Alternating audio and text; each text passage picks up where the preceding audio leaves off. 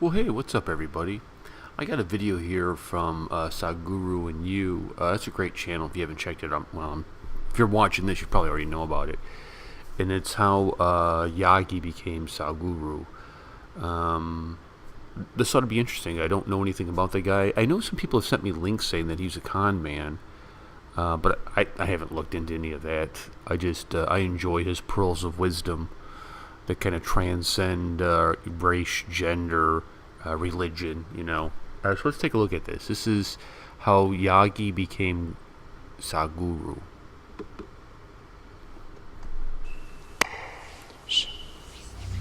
So I was not willing to give up the mantle of being a smart young man and see that you've been a stupid fool, not realizing fundamentals of the nature of your existence. So I had to be really bombed out for me to come to terms with it.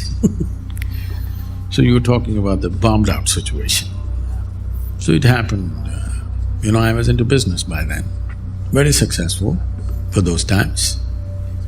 Nobody expected me to be that successful in such a short span of time. And I'm already into half a dozen commercial activities and all of them are flourishing. Of course, I'm doing a whole lot of circus. My schedule was like morning 5:30 to 11 in the night every day. I'm on, doing variety of things. But when everything that you do is working and successful, slowly you begin to think the planets are not going around the sun, they're actually doing their rounds around you. So I'm in such a state of absolute certainty about everything. You're young, everything is working, people around you are clapping their hands. This is it. So one afternoon, I had nothing much to do between two business meetings. And this is a kind of a culture, a tradition in my soul that if whatever we want to do, if you want to camp, we go and camp on Chamandi Hill. If you want to trek, it's Chamandi Hill. If you want to have a party, it's Chamandi Hill. You fall in love, it's Chamandi Hill. If you fall out, you have to go to Chamandi Hill. If you have nothing to do, you go to Chamandi Hill. So I rode up and this was around 3 o'clock in the afternoon. I went and sat on I'm very familiar with the whole hill. I sat on a particular rock. My eyes were still open, I did not even close my eyes. Suddenly I did not know which is me and which is not me. Till that moment I knew this is me, that is somebody else. I have no issue with that somebody, that this is me, that's somebody. That's a world of distance. This is me and that is somebody is a world of distance. So, I was sitting there, the very air that I breathe, the atmosphere, the rock, everything had become me. What is me had just exploded all over the place.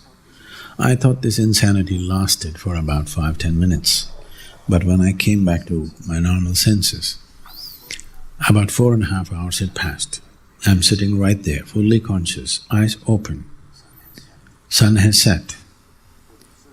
For the first time in my adult life, tears. Me and tears were impossible. I was like this.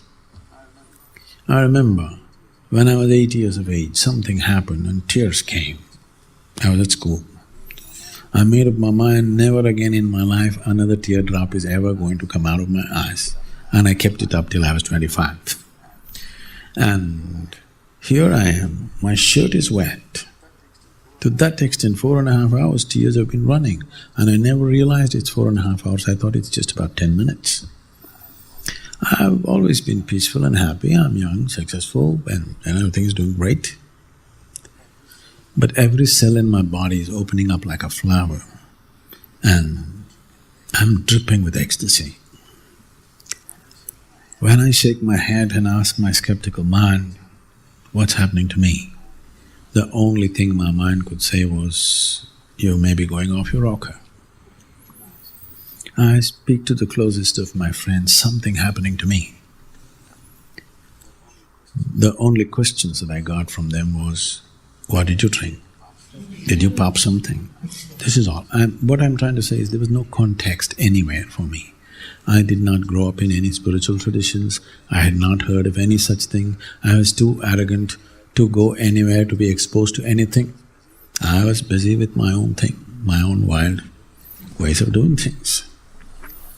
Here I am, something totally extraordinarily different happening to me. The next time that it happened is significant because there were people around me. I went and sat at the dinner table with my family. I actually thought it's 2 minutes. About 7 hours had passed. I'm right there, eyes open, fully conscious. Just time. It doesn't make logical sense. I don't expect you to, either understand or believe these kind of things. It's just that time would just flip. Once I sat down, I thought it's about 25–30 minutes. When I opened my eyes, a big crowd had gathered, garlands all over me, people trying to pull my feet, and somebody wants to know about his business, somebody wants to know when his daughters will get married.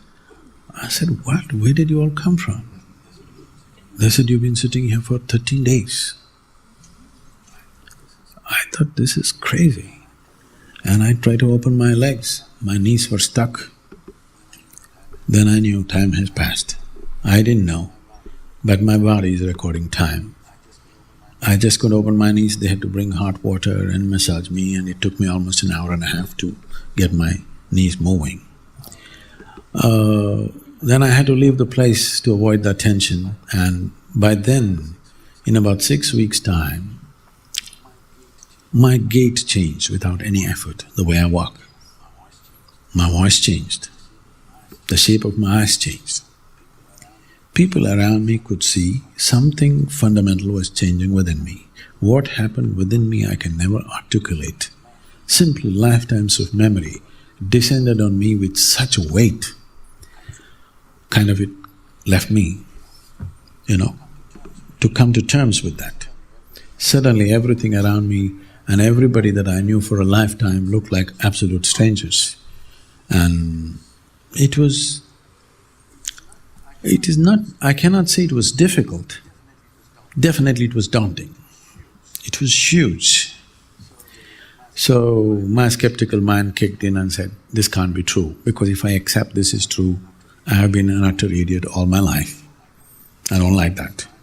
So I traveled. Next year and a half, I just traveled everything that came in my memory just to ascertain if it is true. Every one of those places that I saw were 100% the way I had seen in my mind. And this took me to various places. And since then, what's happened within me is more fairy tale-ish than a fairy tale. I don't expect anybody to believe such things, because I do not believe such things. It is impossible to even articulate, but I would say even what's happening around me is too fairy tale-ish. People around me see this on a daily basis. It's quite ridiculous if you look at it. If you analyze it logically, it's quite ridiculous. But if you elevate yourself and look down, it is such a fantastic design. It is, I'm saying this not just by looking at the world around me.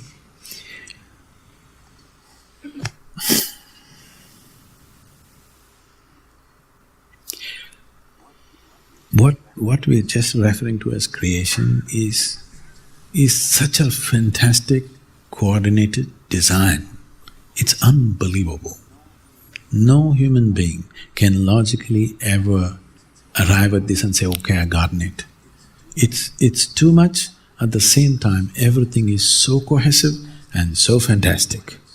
When you see it, even for a moment if you see it, there is no way you can ever remain the same person.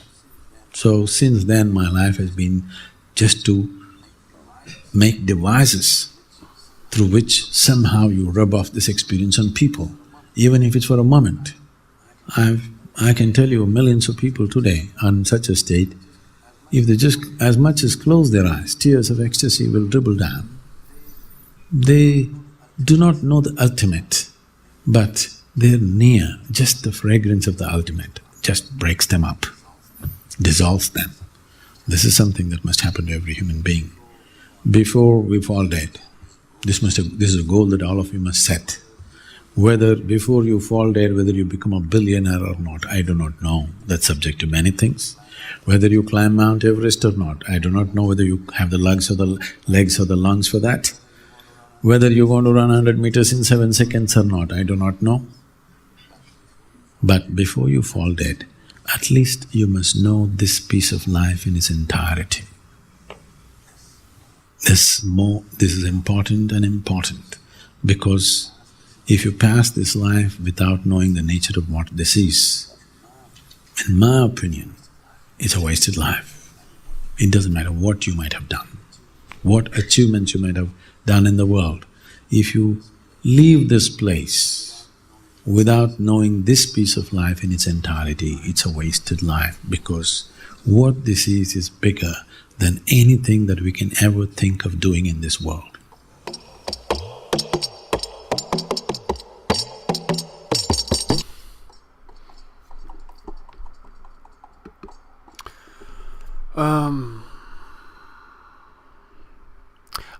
I don't disbelieve his story with his transformation. I don't disbelieve it. I think, depending on what religion you're in, conversion, enlightenment, oneness, awareness, happens to folks.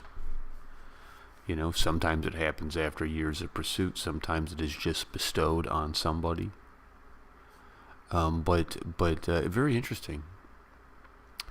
I think, and if I may just kind of, this can be a long video, my apologies, but I think there's an appeal to what he's saying, because the world is so empty. I was just reading an article about Will Smith, and he's married to Jada Pinkett, and they have an open marriage, which means they don't care who they go have sex with. They don't care.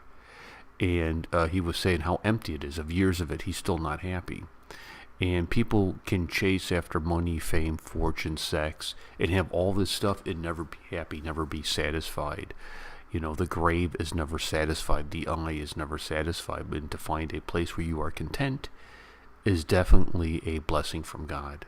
You know what I mean? It definitely is a blessing from God. So it was a good video. Go check out Sadhguru and You, or Sadhguru and Me. What is it? Sadhguru and You, I think. Very good. I enjoyed that. I'll catch you guys later. Peace and much love. What's up? Hey, thank you so much for watching this video. I would ask you to please subscribe. Please like and share. And please go check out Dark Sky Radio, the greatest internet radio station in the world.